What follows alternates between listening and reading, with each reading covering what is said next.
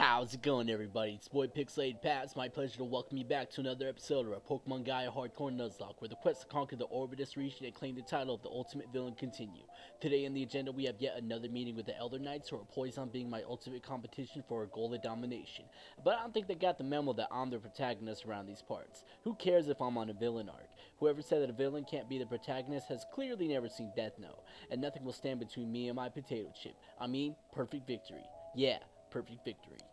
Anyways, now that we got the intro out of the way, we're going right into our encounter for Fairy Ruins, who turned out to be none other than Parasect. While there were definitely better encounters we could have got, like Gastrodon, Honedge, and Lairon, I'm fine with Parasect because it has the upside of having access to moves like Spore and Toxic, and I'll never complain about having a 100 accuracy moves that can put my opponents to sleep.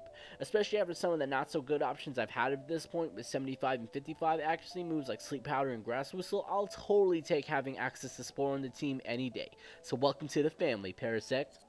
That being said, we have a surprise visit from the almighty Lord Helix, and it's with his presence I find blessing in our Fairy Ruins encounter. So everybody throw some respect on Parasect in the name of the almighty Helix. All praise. That being said, I'm sure you noticed that we have added Thunder Punch to Infernape. After I made it to Presmos Island, I flew back to Aerus City on Subat and headed over to Aerus Road, so that way I could use Rock Climb to meet with the Yellow Shard Move Tutor, who granted me access to the Elemental Punches. I'm beyond excited to see what Magna will be able to do with such an awesome coverage move at her disposal. And on top of adding Thunder Punch to Infernape, we've also shot Azumarill's power through the roof by teaching him Ice Punch. While I had to leave him behind for this episode due to the major battle featuring Steel types, you can bet that he'll be wreaking havoc with Ice Punch soon enough.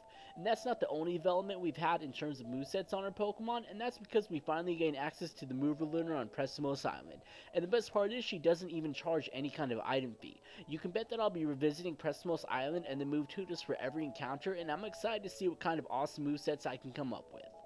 And not only that, it means I can have a lot less anxiety over building movesets. A habit I picked up during my Nuzlocking adventures is being as meticulous as I can with the movesets I place on my Pokemon with what the game gives me, which wasn't much in the majority of my Nuzlocks. Whether it was the randomizers giving me crap TMs or the fact that I didn't have access to mover learners or tutors in Fire Gold, I'm beyond excited at all the possibilities I'm going to have the deeper I get into the run.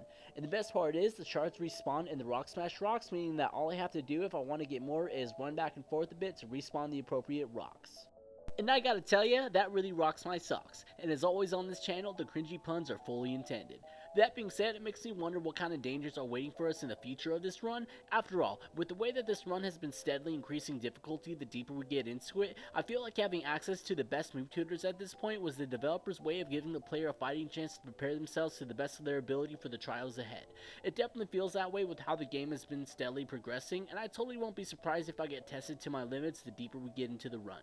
And one thing's for sure, while I've definitely been enjoying the fact that the subtlety of these difficulty spikes means it's a little bit easier for me to keep my Pokemon alive, I feel like it's only going to get harder from here, but you really can't ask for much more in a Nuzlocke, especially after having experienced so many randomizers, because I feel like the trend with randomizer Nuzlocke seems to be that they're more difficult in the very beginning when you don't really have anything to deal with any major potential threats, but then you're able to cruise through the mid and in some cases late game depending on what kind of Pokemon you run into and encounter.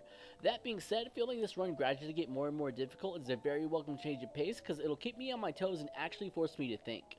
After all, like I've said before, the ones that make me think are my favorite battles to have because they bring the best out of me and they make me that much better.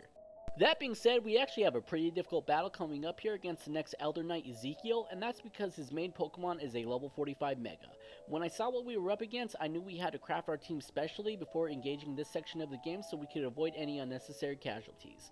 One thing's for sure, there's going to be a lot of gambling, so hold on to your seats because this next one gets spicy.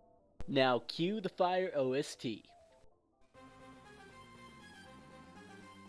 So starting off the battle, we both lead with Skarmory. I knew that we were in for a long and difficult battle, so I was going to need every advantage I could on the field to have a fighting chance with practically my whole team underleveled, which is why I set up 3 rounds of spikes and even stealth rocks on top of that. Despite the fact that these won't do much to steel-type Pokemon, previous footage I've seen of this battle scared the living hell out of me, hence why I'm gambling on the tactic to give me even the slightest edge.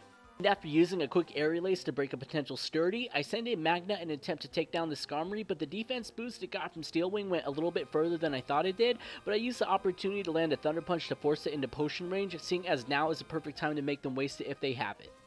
And luckily for me they do, which is going to help a lot for the next round of the match. It takes a couple more turns to take down the Skarmory, and it manages to get a Sandstorm up in the process, which is what I wanted to avoid before he sends in this Aggron. Going into the battle, I knew that Aggron had access to the move Earthquake, and it was going to Mega Evolve right away, so naturally I get Magna the hell out of there to avoid wasting her needlessly in a battle I knew she couldn't win. After wasting a turn to Sandstorm with Skarmory, I make another switch, this time into Primeape with the intention of forcing another Earthquake from Aggron. The gamble pays off big time, and we're able to get the safe switch into Staraptor.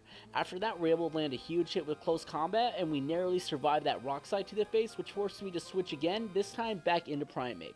But right away, I remembered Mega Aggron's filter ability, which would have cut the power of Karate Chop and Dig, so not seeing any other option, I make the decision to switch into Venusaur and gamble everything on Mega Evolution and Petal Dance. And luckily, the gamble does pay off, but I don't know what else I would have done because this Aggron really put me in a corner.